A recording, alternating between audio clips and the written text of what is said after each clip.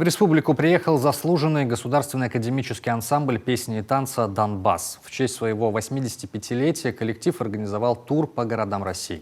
Со своими концертами они выступили в Сыктывкаре и Ухте. В программу вошли самые яркие номера золотого фонда ансамбля. Мария Дымова побывала на концерте в столице Коми.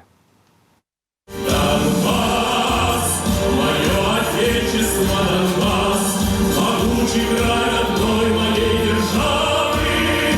Веках не оскудеет этот пласт рабочей чести, мужества и славы.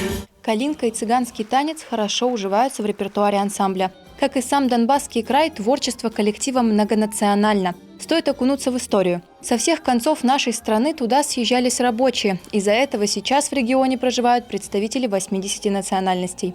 По этому принципу и создавался репертуар коллектива. Девичий хоровод «Русская березка» идет вслед за казачьим танцем. Я думаю, сейчас практически все следят за событиями у нас на родине, да, и чуть-чуть в курсе, что там происходит.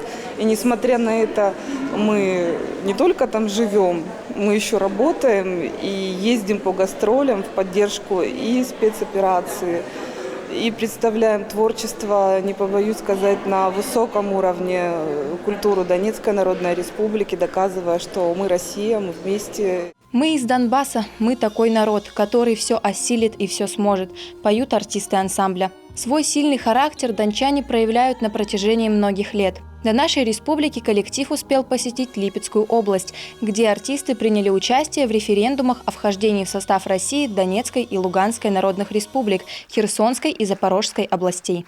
У нас практически весь, не практически, а весь коллектив единогласно «за», потому что у нас по-другому быть не может. Мы, Россия, еще задолго до событий, которые происходили до 2014 года, каждый себя считает таким, русским в душе, я имею в виду.